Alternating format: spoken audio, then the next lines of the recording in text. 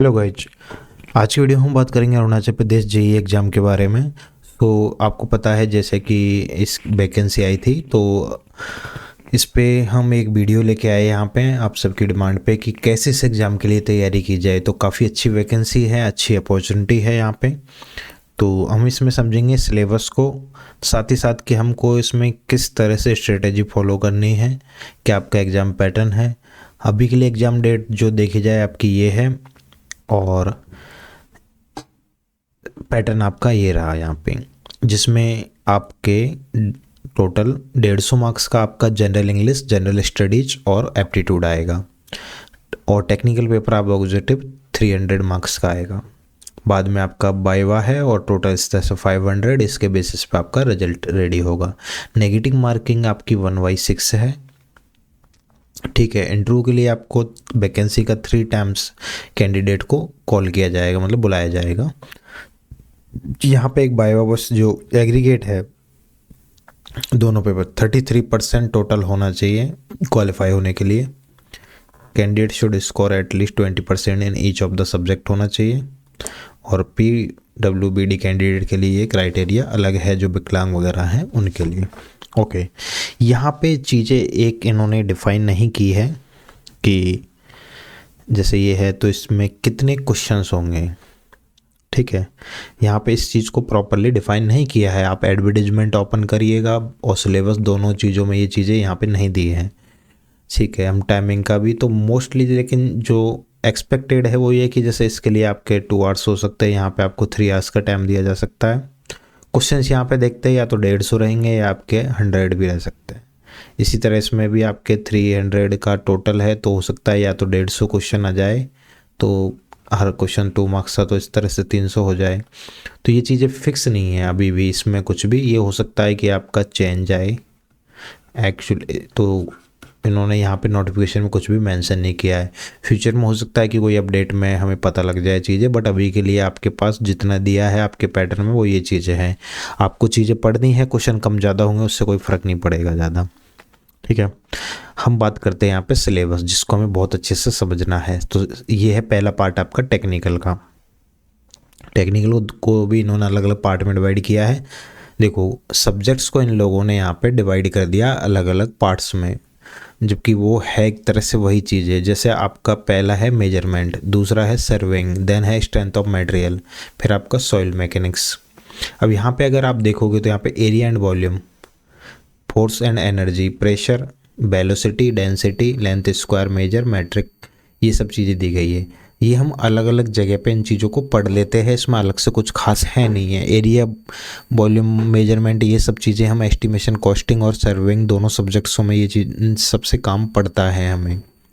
कुछ चीज़ें हैं यहाँ पे जो हम FM में पढ़ लेते हैं, तो इस तरह से ये कोई अलग सब्जेक्ट नहीं है, बस इन्होंने डिवाइड कर दिया है। जैसे कि आप अगर अब यहाँ पे देखोगे मैसनरी, तो ये इन्होंने थोड़ा सा ये एबेटमेंट, बिंग बॉल वगैरह ये सब चीज़ें हम RCC में, जैसे अब जब ब्रिज पढ़, सॉरी हाँ, एक तो ये ब्रिज में भी है आपके, जब ट्रांसपोर्टेशन में आप पढ़ोगे वहाँ से कुछ चीज़ें हैं, तो ये टॉपिक्स आपको थोड़ा सा देखने पड़ेंगे, बाकी कुछ अलग से नहीं है चीज़ें। रिटेनिंग बॉल वगैरह हम RCC में पढ़ते हैं, और ये बिंग वॉल वगैरह ये ब्रिज में होती है, ये ट्रांसपोर्टेशन में रीडिंग करते हैं इनके बारे में।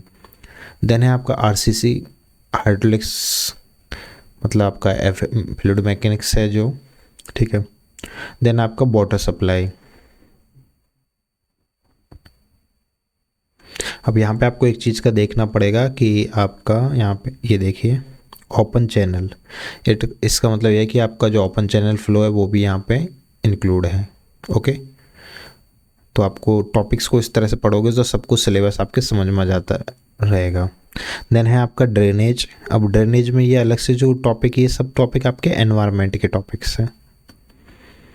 ठीक है, और टिम्बर आपको बिल्डिंग मटेरियल में पढ़ाया जाता है वैसे, तो ये बेसिकली उसी का चैप्टर है, उसको यहाँ से अलग लिख दिया है। देन आपका स्टील है, रोड एंड ब्रिज है, तो यहाँ वापस से ये चीज़ें लिखी आ गई है, मैंने अभी जो बोला था ना बिंग वाला एक्स्ट्रा।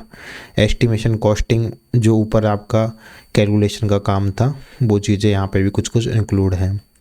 देन आपका ट्रांसपोर्टेशन है, हाईवे, और उसके बाद आपका है अर्थक्वेक इंजीनियरिंग। ओके, देन है आपका flood control and river training, but ये बेसिकली कुछ नहीं है, ये आपका फ्लड वाला चैप्टर है वो तो होता है आपका हाइड्रोलॉजी में, और जो रिवर ट्रेनिंग वर्क है वो आपका इरिगेशन में। तो रिवर ट्रेनिंग तो इरिगेशन में, और जो आपका फ्लड है ये आप हाइड्रोलॉजी में पढ़ते हो। तो बेसिकली आपका वही सिविल के सब्जेक्ट से, बस उनको थोड़ा थोड़ा तोड़ मोड़ो के लिख रखा है। तो आप पहला काम, मैं आपको पीडीएफ दे दूंगा, सिलेबस का प्रिंट आउट लीजिए, टॉपिक समझिए कहाँ कहाँ से क्या है, फालतू की चीज़ें नहीं पढ़नी है, जो टॉपिक में है वही अच्छे से पढ़ लेना है हमको बस।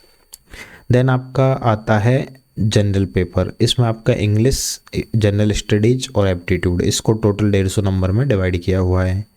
जनरल इंग्लिश की अगर मैं बात करूँ यहाँ पे, तो आपका ये जो होगा, इसमें आपकी पूरी इंग्लिश ग्रामर आएगी, वोकैब आएगा, ये सब चीज़ें हैं। अब बोलने को तो उन्होंने मैट्रिकुलेशन लेवल के लिए बोला है, 10th के लिए, बट आप नॉर्मल मान के चलिए कि जिस तरह से एसएससी वगैरह अपने एग्ज़ाम में देता है, एमटीएस वगैरह 10+2, उस लेवल का आप उस सिमिलर पेपर आप देख सकते हो चीज़ें की। ठीक है, तो आपको यहाँ पे सभी टॉपिक्स पढ़ने होंगे अच्छे से। देन है आपका जनरल स्टडीज। अब इसमें आपके क्या क्या है, एक तो आपकी इंडिया की जीके आ गई पूरी, उसके बाद देखो current and news and recent scientific and technological update, तो ये करंट का ही पार्ट है एक तरह से। Every day observation, important issues national और रीजनल, साथ ही साथ यहाँ पे क्या लिख रखा है, North East India with special reference to Arunachal Pradesh.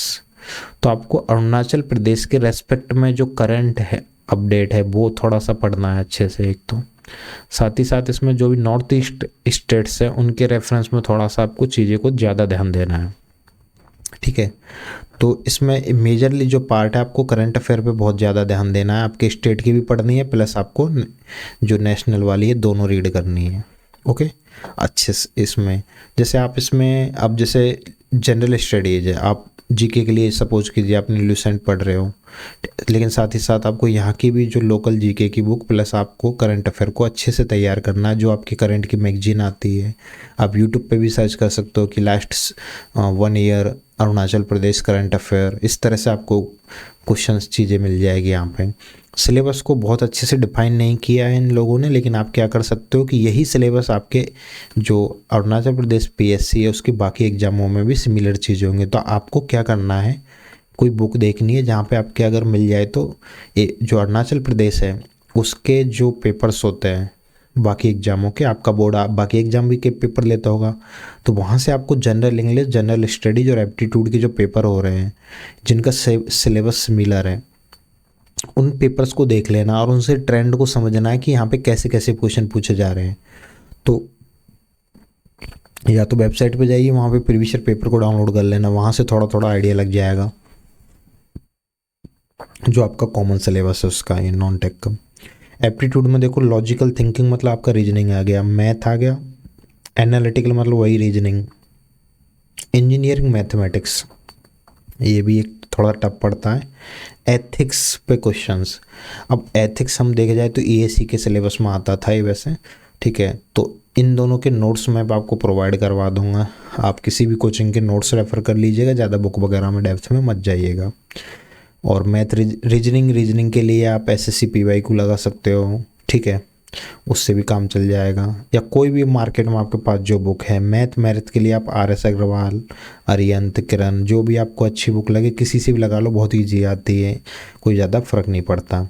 General English इसके लिए आप नीतू सिंह की बुक आती है, नीतू मैम की, वो आप रेफ़र कर सकते हो। तो ये आपके इनका एक मैं बुक्स का आपको बेसिक आइडिया दे दिया।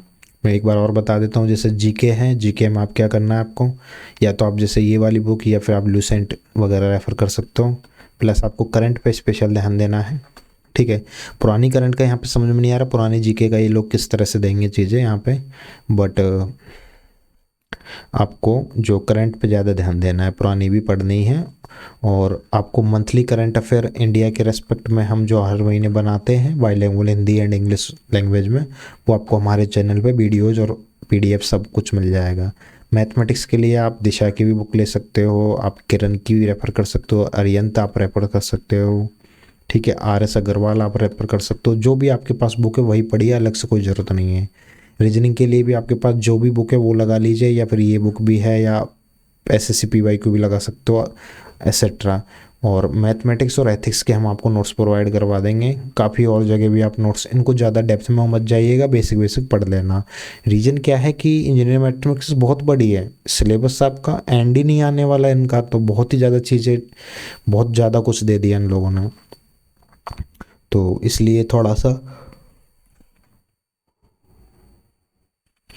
आपको चीज़ें यहाँ पे बहुत कम पढ़ो, पर उनको बार बार पढ़ो कंटेंट को, यही है, आपको थोड़ा तरीके से समझना होगा। इंग्लिश में आप नीतू मैम की बुक ले सकते हो, और भी जो आपको ठीक लगे, ज़्यादा फर्क नहीं पड़ता इनमें। टेक्निकल पार्ट जो आपका मेन है, इसके लिए मैं आपको बता देता हूँ। इसके लिए आप जैसे एसएससी की प्रिपरेशन करते होंगे तो आप ये एसएससी पीवाई को लगा लेना, आयुष मास्टर की बुक आती है। साथ ही साथ आप गुप्ता एंड गुप्ता भी लगा सकते हो यहाँ पे भी, अगर आपके पास है तो, नहीं है तो आप इससे भी काम चला सकते हो। फिर आपको करना है रिवीजन, तो रिवीजन के लिए आप सिविल बूस्टर हैंडबुक रेफर कर सकते हो, ये आपको डेली रीड करनी है। रीजन, आपका जो मेन इंपॉर्टेंट डाटा होगा पेपर का, वो आपको सब कुछ इसमें मिल जाएगा ऑलमोस्ट। आपके अर्थक्वेक इंजीनियरिंग, आपके जितने भी ब्रिज इंजीनियरिंग, सब चैप्टर इसमें आपको मिलेंगे टोटल। तो ये आपके नोट्स है एक तरह से, ये मान के चलिए। आपको इंजीनियर मैथमेटिक्स को छोड़ दीजिए, बाकी सारी सब्जेक्ट्स इसमें है आपकी, ठीक है। तो वो तो वैसे भी अलग पार्ट है नॉन टेक का, पर टेक्निकल इसमें आपको पूरा मिल जाएगा एक ही बुक में। ये थ्योरी बुक मतलब ये शॉर्ट, ये एक तरह से रिवीजन की बुक है, हैंड बुक बोलते हैं सिविल बूस्टर। जिन लोगों को नहीं पता है और जिनको पता है ऑलरेडी, उनको पता है कि ये बुक कितनी अच्छी बुक है। तो आप सिविल बूस्टर डेफिनेटली रेफ़र, ये आपके पास होनी ही चाहिए बुक, बहुत आपको डेफिनेटली इसमें अच्छा लगेगा। टेस्ट सीरीज आपके पास जो भी इसमें मिले आपको इस एग्ज़ाम के लिए, कोई भी कोचिंग, अगर हम एक तो यहाँ पे नंबर ऑफ़ क्वेश्चंस का और टाइमिंग का थोड़ा बोर्ड ने क्लियर नहीं किया, अदरवाइज हम भी इसका टेस्ट सीरीज बना सकते थे। अभी टाइम कम है तो कह नहीं सकते। हाँ, आप हमारे एप्लीकेशन सिविल की गोली पर जाके आप टेस्ट सीरीज पे जाइए, वहाँ पे आपको ये मात्र 10 रुपये में एक टेस्ट सीरीज मिलेगी, इसको आप एक बार बाय कर लेना। इसमें आपको सिविल इंजीनियरिंग के जो सब्जेक्ट्स हैं, ओनली सिविल इंजीनियरिंग की बात करूँ, नॉन टेक भी है कुछ कुछ, लेकिन मेन सिविल इंजीनियरिंग के, इसके आपको subject wise plus chapter wise, इसमें आपको बहुत सारे क्वेश्चन मिल जाएंगे। हम चैप्टर वाइज में हर सब्जेक्ट के मिला के आपको तकरीबन 7,500 प्लस एमसीक्यूज है। और ये सब कितने, और इसके अलावा बहुत सारे टेस्ट और भी है, करंट अफेयर भी है इसमें, और PYQs है बहुत सारे अलग अलग एग्ज़ामों के। तो आपका, और ये इसकी रेट रखी है ओनली 10 रुपीज़, वो भी एक तरह से ऐप का वो प्रोसेसिंग फ़ीस होता है, बाकी ये है फ्री एक तरह से। आप मतलब वो तो बस आपको प्रोसेसिंग फ़ीस पे करनी है 10 रुपीज़, बाकी ये टेस्ट सीरीज हमारी तरफ से फ्री है। तो आप ये फ्री टेस्ट सीरीज का ज़रूर बेनिफिट लीजिएगा। सिविल की गोली ऐप सर्च करिएगा प्ले स्टोर पर, या civilkigoli.com वेबसाइट पे आप लैपटॉप पे दे रहे हो तो मैं वीडियो की डिस्क्रिप्शन में लिंक भी दे दूँगा। चलो, ये चीज़ें तो एक हो गई। अब बात आती है टास्क टेबल की। आप क्या करिएगा, एक टेबल बनाइए। जैसे आप बिल्डिंग मटेरियल पढ़ रहे हो, यहाँ पे आपने लिख दिया बिल्डिंग मटेरियल नोट्स 1। इसका मतलब ये होता है कि मैंने बिल्डिंग मटेरियल के नोट्स पढ़ लिए। देन आपने यहाँ पे लिख दिया कि मैंने जो क्वेश्चन बैंक लगा लिया 1 टाइम, फिर मैंने सिविल बूस्टर 1 टाइम। इसका मतलब क्या होगा, आप जब नेक्स्ट टाइम नोट्स पढ़ोगे तो यहाँ पे लिख दूंगा नोट्स 2 बूस्टर 2। इसका मतलब ये होगा कि आप जो जो पढ़ते जाते हो आप इस टेबल में यहाँ पे मेंशन करते जाना हर एक सब्जेक्ट के सामने। इससे आपके पास एक ट्रैक, आपका डाटा पूरा ट्रैक रहेगा कि मैंने कितना पढ़ लिया और किस सब्जेक्ट को। आप जैसे सपोज करो यहाँ पे हाईवे सॉइल मैकेनिक्स लिखा हुआ है, अब इसके सामने आपने कुछ नहीं लिखा, इसका मतलब आपको सॉइल पढ़े बहुत दिन हो गए, इसमें आपका रिवीजन कितनी बार हुआ है वो भी आपको क्लियर नहीं रहेगा। तो इससे आपकी परफॉर्मेंस से वो ट्रैक रहेगी। साथ ही साथ इसमें आपको जो भी आप टेस्ट लगा रहे हो फुल एंड 10, उनके यहाँ पे मार्क्स भी एंट्री कर सकते हो आप, कि मेरे कितने नंबर आ रहे हैं, वो चीज़ें भी। तो ये आपका एक ट्रैकिंग है। इस तरह की टेबल आप बना सकते हो और आपके पास रख सकते हो, आपको काम आएगी। मैं वीडियो को समराइज करता हूँ। सबसे पहले आपको अपना स्टडी मटेरियल फिक्स करना है कि मुझे कहाँ से क्या पढ़ना है। तो सबसे पहले स्टडी मटेरियल फिक्स करो, फिर आपको एक टाइम मैनेजमेंट बनाना है कि मुझे कितने घंटे किस सब्जेक्ट को देने हैं, क्या एक स्टडी रूटीन फॉलो करना है, ठीक है। तो ये सारी चीज़ें आपको वो करना है। फिर आप सभी सब्जेक्टों की थ्योरी पढ़िए सबसे पहले, अपने कंसेप्ट क्लियर रखिए, ज़्यादा जिस सब्जेक्ट में प्रॉब्लम है उसके ज़्यादा क्वेश्चंस ज़्यादा लगाइए आप उसके।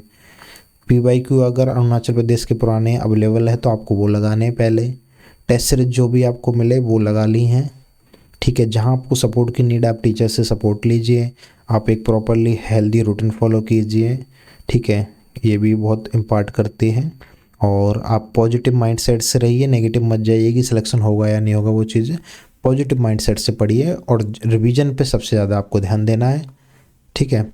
और इसके रिगार्डिंग आपकी कोई भी क्वेरी है एग्ज़ाम के रिगार्डिंग, कुछ भी आपकी कन्फ्यूजिंग है तो आप हमसे कमेंट में या फिर आप जो है हमें यहाँ पे कमेंट में पूछ सकते हो। साथ ही साथ टेलीग्राम पे आप सिविल जंक्शन सर्च करिएगा, ठीक है। तो आपको टेलीग्राम पे ज़रूर जुड़ जाना हमारे साथ, वहाँ पे आपको सारा स्टडी मटेरियल मिलता जाएगा। स्टडी मटेरियल के लिए लिंक दे दूँगा वीडियो की डिस्क्रिप्शन में आपको। Okay, thank you.